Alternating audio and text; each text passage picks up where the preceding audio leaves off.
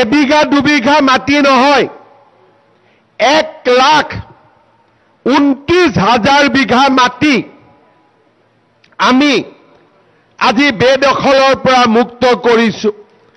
অসম আন্দোলনৰ শ্বহীদসকলৰ জ্বলি থকা জুইকুৰা অলপ হলেও নুমুৱাবলৈ আমি প্ৰয়াস আৰু প্ৰচেষ্টা কৰিছো।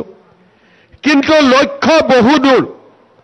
আজি অসমত আপোনালোকে আচৰিত হ'ব, 29 লাখ বিঘা 29 লাখ বিঘা 29 লাখ বিঘা মাটি আজি বেদখলকাৰীসকলে, অবৈধ বাংলাদেশীসকলে, সন্দেহযুক্ত নাগৰিকসকলে নিজৰ দখলত ৰাখিছে। আজি মাত্ৰ আমি অকণমান মাটি বেদখলৰ পৰা মুক্ত কৰিব পাৰিছো।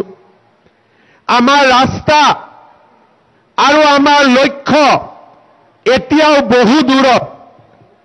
কিন্তু মই নিশ্চিতভাৱে ক'ব পাৰোঁ যে অসম আন্দোলনৰ শ্বহীদসকলৰ যি কাম আধৰুৱা হৈ আছিল, অসমীয়া ৰাইজে এটা সময়ত হতাশা আৰু পৰাজয়ক অৱশ্যম্ভাৱী বুলি ভাবি লৈছিল। সেই জাতিৰ জীৱনলৈ আজি আমি নতুন প্ৰাণ আৰু নতুন জীৱন আমি উভতাই আনিছো। আৰু আজিৰ দিনটোত আমি সংকল্প লৈছো যে প্ৰতি টুকুৰা অসমীয়াৰ মাটি আমি সন্দেহযুক্ত বাংলাদেশীৰ পৰা মুক্ত কৰিম।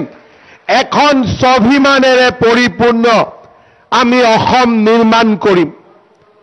কোনোবাই যদি ভাবিছে যে এটা বা দুটা উচ্ছেদত আমি থমকি ৰম, কাৰোবাৰ ৰঙা চকুক আমি ভয় কৰিম আৰু কাৰোবাৰ ওচৰত আমি শিৰ নত কৰিম, তেতিয়া তেওঁলোকে আজি এই ধলপুৰ শিৱ মন্দিৰ আৰু গৰুখুটিৰ পবিত্ৰ ভূমিৰ পৰাই মই তেওঁলোকক শুনাব খুজিছো, অসম আন্দোলনৰ 900 গৰাকী শ্বহীদৰ মৃত্যুৰ হিচাপ নোলোৱালৈকে আমি ক্ষান্ত নহওঁ।